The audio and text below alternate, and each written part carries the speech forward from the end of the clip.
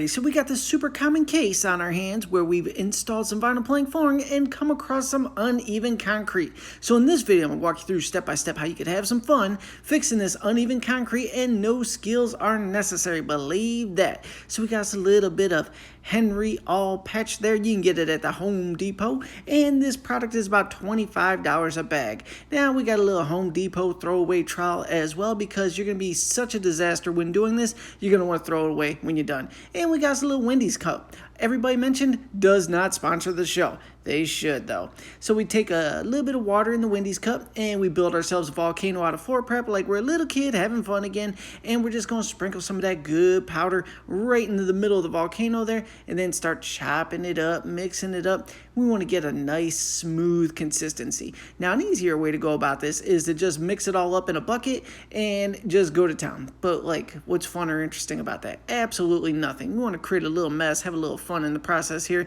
So that's exactly what we're doing. You pour the powder on the floor, add a little bit of water, get the perfect consistency you're after. Then we're going to go ahead and start fixing these uneven floors. So as you can see, there's just this joint line going all the way across this house here. Half the house settled away from the other house, so we got to go ahead and feather that out. It's about a 1/4 inch gap and a 1/4 inch height difference, maybe a little more of a 1/4 inch height difference.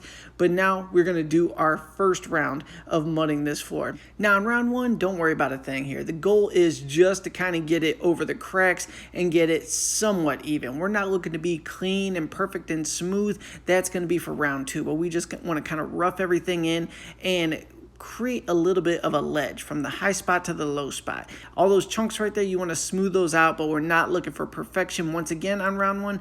We just want to go ahead and feather this out, and then after that, once it dries, we could scrape it down, figure out where our high and low spots are really at, and round two is where we want to do the fine-tune work, get it nice and smooth. So we got a rough patch on there. Now we're going to go ahead and mix up a little bit more. Plus we found ourselves another little crack in the floor here. This house is a hot disaster, but that's okay. We're going to go ahead and pour a little bit of that powder out, have a little more water in that Wendy's cup, same exact thing. And you want it to be just a thick, I don't even know, like slime almost there. Don't make it too thin. We don't want some maple syrup action here. We want it to be a little bit thick so you can go ahead and work with it. And when it grabs, you know it's going to hold in place. It's not going to sink down or run or anything like that. So we made our volcano. We're going to sprinkle that good powder into there. Just work your way around, slowly filling up the volcano. And then after that, we get to chippity chop. You know what I'm saying? Start blending it in.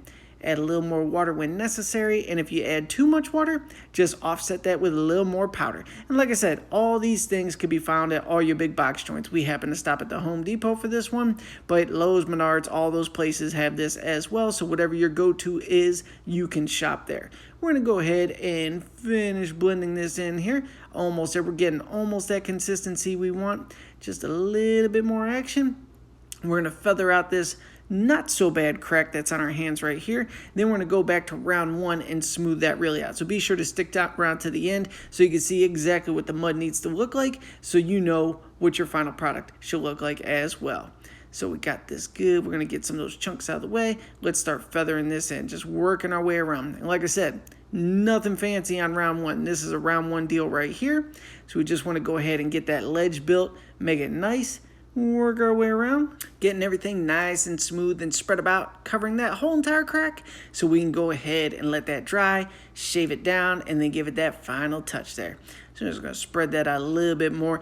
Any of those chunks, you see how I'm feathering those in like that, just blend them in. Don't worry about a thing. And like I said, if you mix it in a bucket, even better, a drill with a mixer in a bucket, it'll be such smooth consistency. But like I said, who wants to do things like that? We want to go ahead and just mix on the floor, have some fun while we're working, create a new memory, and get that result. And bam. Now look at that. That's the final result. Once it dries, you scrape it with a razor scraper to get it perfectly smooth. Go ahead and add a sound mapper padding under your vinyl plank if you need it. And that's all you need to go ahead and even out your floors there.